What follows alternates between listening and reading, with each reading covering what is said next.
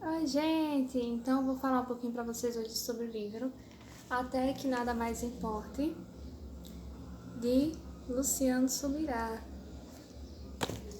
Então, nesse livro fala sobre o que é mais importante para a nossa vida, né? E que nós não devemos ter nada na nossa vida tão precioso assim. E aí fala, né, que muitas das áreas que tomam o lugar de Deus na nossa vida. Aí fala sobre os prazeres carnais, prosperidade financeira, posição, o ativismo ministerial e a família. Então, fala de cada lugar, de cada coisa, do seu devido lugar e de nós darmos a Deus a prioridade na nossa vida. Aí fala, né, sobre a amada de Cantares, que fala que ela tinha, lá em Cantares descreve, uma mulher que tinha olhos de pomba. E a pomba, ela tem os olhos unifocais. Ela não foca em várias coisas, né? Não é bifocal. Só tem um foco. Então, dessa forma, nós também temos que ter olhos assim, né? Olhos de pombas, que é focado em Deus, focado no Senhor, que só olha para o Senhor, que é, né, olhando para o autor e consumador da nossa fé, Jesus. Então, nós precisamos enxergar um alvo, que é Jesus, ter Ele como exemplo para a nossa vida e colocar Ele no lugar devido. Não deixar que outra coisa, outras pessoas ocupem este lugar que é do Senhor. Olhar para o alvo. O Senhor quer que nos embriagamos do Espírito e não com vinho, não com outras coisas, não com coisas passageiras, coisas temporais, mas com o Espírito. Encher-nos do Espírito, né? Entoando salmos, louvores, buscando se encher de Deus e não de outras coisas. Aí fala, né, que o Evangelho é a morte do eu. O que é o Evangelho? Você morrer. O Evangelho, ele não aceita que você continue da mesma forma. O Evangelho é a morte do seu eu. É você morrendo todos os dias para que o Senhor e o de Cristo cresçam em você. Né? Que ele apareça e eu diminua. Então é Jesus que tem que aparecer na sua vida. E para isso a semente tem que morrer. Né? A Bíblia diz que quando a semente morre, ela produz. Então essa semente precisa ser quebrada. Nós precisamos deixar aquilo, né, que nos atrapalha, desfazer daquilo que pesa, para que possamos correr com perseverança a carreira que nos foi proposta pelo Senhor Jesus. Então isso significa que o Evangelho é a morte do eu. É você desfazer de você para que Jesus cresça. Então, o que é assim que faz com que o cristianismo seja leve por causa da graça de Deus, mas ao mesmo tempo uma cruz para nós humanos? É justamente isso, é você despojar de si, é desfazer de você, desfazer do que você quer, do que você acha, para viver o propósito de Deus na Terra. Nós aqui necessitamos estar debaixo do senhorio da vontade de Deus, né? Ele simplesmente poderia fazer o que ele queria fazer e pronto, mas ele quer que nós façamos também, que sejamos cooperadores com a graça de Deus. Então veja, é necessário que nós possamos cooperar, porque na verdade, nós aqui precisamos desse senhorio. Nós aqui precisamos servir ao Senhor, nós aqui precisamos obedecer ao Senhor, porque os caminhos dele são mais altos, são melhores, são mais retos que os nossos. Então, na verdade, não é o Senhor que precisa de nós para fazer algo. Na verdade, somos nós que precisamos dele, porque a nossa vida só tem sentido quando nós estamos nele, quando nós estamos cumprindo o propósito que ele nos deu. Cada um tem um propósito. E você só é feliz no propósito. Não adianta tentar outra coisa. E ele fala muito dessa parte que eu gostei, de afiar o martelo. Ele diz assim: olha, é mais importante você se preparar para aquilo que Deus quer do que já ir fazer. Não importa a velocidade, o que importa é você cumprir e você cumprir bem aquilo que Deus tem para você. E aí ele fala assim: bom, você vai cortar uma árvore, aí você fica lá dias com o martelo batendo no tronco da árvore. A árvore não vai cair. Por quê? Porque o martelo não está afiado o suficiente. Então se você não ficasse lá batendo naquela árvore e passasse tempo afiando o martelo, seria mais eficaz, você gastaria menos energia. Você pegava o martelo, uma martelada só, você dava naquele tronco e a árvore caía. Pronto. Seria melhor? Gastaria menos energia. Então, o tempo que você passa afiando o martelo, o tempo que você passa se preparando, buscando a palavra, fazendo os seus jejuns, fazendo a sua oração, esse é um tempo que não é perdido, esse é um tempo de preparação. Você está afiando o seu instrumento, você está obtendo ferramentas necessárias para que você possa cumprir o teu propósito. Não é velocidade, gente, é direção, é constância, é afiar o seu martelo todos os dias. Como?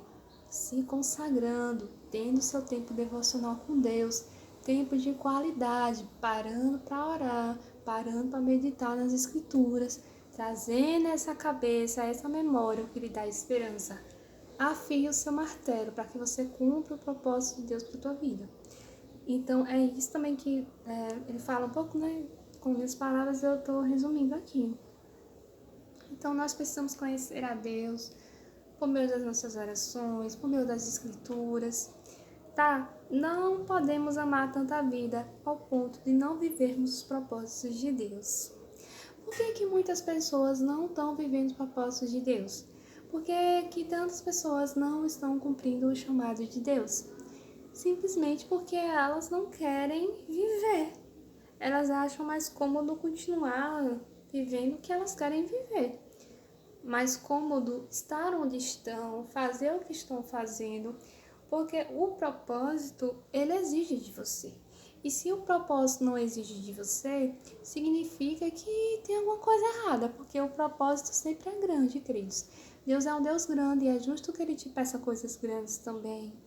Se não for grande assim, vai estar insultando a grandeza de Deus. Então, o propósito tem que ser algo grande, tem que ser algo que te faça sair da zona de conforto, que te faça mudar, que te faça pedir perdão a Deus pelos seus pecados, que te transforme, que te santifique. Então, não sei qual é o propósito, às vezes é ser professor, às vezes é ser um pastor, às vezes é ser um missionário. Não sei qual é o propósito de Deus para a sua vida, mas nós temos propósitos diferentes. Mas eu quero lhe dizer que o propósito requer a sua vida. E para Deus é tudo ou nada. Deus quer tudo de você. Você precisa viver o propósito de Deus. Na Bíblia diz, não ameis o mundo, não ameis a vida, as coisas que nela há. Porque quem ama o mundo e as coisas que nele há, o amor do Pai não está nele.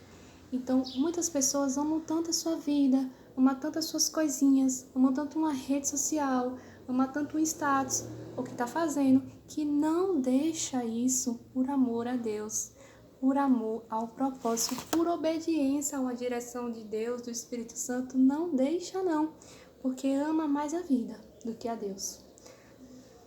Nosso amor deve ser declarado a Deus em público e em privado.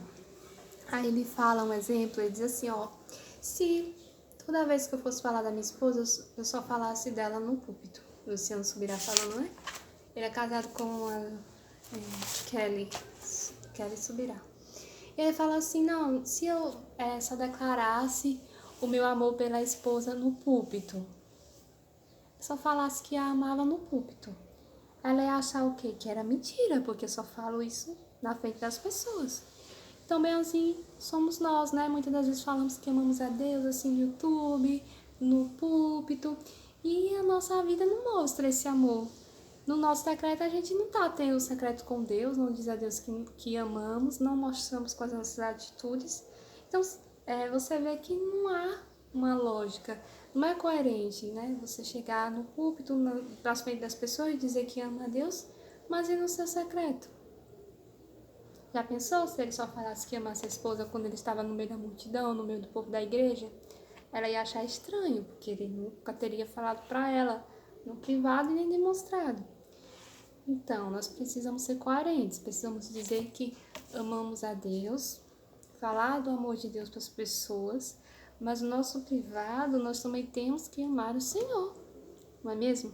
Não é só no púlpito, não é só na frente das pessoas, mas principalmente, querido, naquilo que ninguém vê. Porque o Senhor vê, na Bíblia diz que o Senhor vê, e não só vê, como recompensa o nosso amor. E o que é que prova que nós amamos a Deus? A nossa obediência. A nossa obediência prova o tanto que amamos aquele que tem os mandamentos do Senhor e os guarda e os vive. Este é o que me ama. Então, nós seremos visto como realmente aquele que ama quando estamos prontos a ouvir, a obedecer, a desfazer do nosso eu, a vivermos os propósitos e a obedecermos as direções do Espírito na nossa vida, as direções cotidianas do Espírito Santo, aquilo que Deus está comunicando no nosso coração. O Senhor, Ele canta uma música todos os dias, sabia? A Bíblia fala, eu não lembro agora, mas fala sobre a música que o Senhor está cantando hoje. E o Senhor, Ele tem uma canção para todos os dias, Ele está ministrando ao seu coração algo novo todos os dias. Então, o que é que Deus quer de você hoje? O que é que Deus está falando no seu coração hoje? Viva o que Deus está falando hoje. E obedeça, seja rápido em obedecer, em nome de Jesus. Fatores que contribuem para a perca do amor ao Senhor. Tem pessoas que perderam o primeiro amor, né? Como lá em Apocalipse, que o Senhor orienta para a igreja, vocês perderam o primeiro amor. E aí, veja, o convívio com o pecado. A pessoa fica convivendo com aquilo. E a falta de profundidade com Deus. Mas, na verdade, esse convívio com o pecado, eu queria falar um pouco sobre isso, tá? O convívio com o pecado, às vezes, não é nem o pecado em si da pessoa, a prática. Apesar de que, quando a pessoa já está nessa prática desenfreada, que não se arrepende, já se afastou mesmo do primeiro amor, né? Já está longe. Mas, assim, são coisas que antecedem a perca do primeiro amor aqui.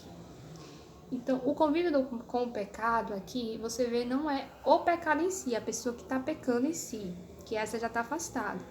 Mas aqui é o convívio. Como é isso? Por exemplo, você está conversando com pessoas e o tempo todo essas pessoas estão pecando e falando sobre aquilo. Você naturaliza as coisas que você vê na internet para você já estar... E você está convivendo com aquilo. Entendeu? Você não necessariamente está errando ou pecando naquilo, mas você está convivendo demais com o erro, com o pecado, entendeu? Que está ao seu redor e você está convivendo demais com aquilo. Aí vamos lá, a falta de profundidade. Porque veja, gente, a Bíblia diz o quê? Que com os carnais a gente não pode nem se assentar. É o que a Bíblia diz. Então tem pessoas que ficam o tempo todo ali, ó, ouvindo na roda do ímpio, se sentando, conversando demais. Aí, esse é o número 1, que pode fazer com que o amor do Senhor, o primeiro amor, se perca. Número 2, falta de profundidade. Você está meditando nas Escrituras, de você mergulhar em Deus, ó. Aqui o menininho mergulhando, ó. Até que nada mais importa. Então, você precisa de profundidade com Deus. A falta de tratamento, como assim? Tratar as áreas que precisam ser tratadas na sua vida. Entender o que é que eu preciso tratar na minha vida? O que é que está me fazendo perder o foco? O que está me preocupando? Tem que tratar a área. Então, a falta de tratamento na área que você precisa pode fazer com que você perca o primeiro amor. As distrações, minha gente do céu. A distração é inimiga da unção. A distração é a morte do propósito em câmera lenta. Tenha cuidado com a distração, porque o diabo agora não tá mais querendo... Tem pessoas que não é mais pecado, mas é distração. Você fazer uma coisa que não era pra você fazer. Fazer várias coisas e tá longe do propósito, sabe? As pessoas fazem tanta coisa, mas não tá no propósito. Não tá focado no propósito. Tá distraído com um monte de coisa. Então, é você ter o coração de Maria no mundo de Marta, né? Tem até um livro. Quero ler esse livro até. Que é ter o coração de Maria no mundo de Marta. Que esse mundo de distração, você ter a sua comunhão, focar no que importa, que é Jesus. Então, ter cuidado com a distração. Para os que já perderam o primeiro amor, para quem já perdeu, a Bíblia fala, diz assim, ó, perder o primeiro amor, gente, é pecado. Tem que entender que é pecado e que você tem um caminho de volta, né? Buscando ao Senhor, se arrependendo, pedindo direção a Deus, tratando as áreas que você precisa tratar, ter mais profundidade com o Senhor, ter algo mais profundo com Deus, se desligar da distração. Não sei qual é a distração, mas é melhor você perder, é melhor você deixar, Se você percebe que está te distraindo, deixe, sabe?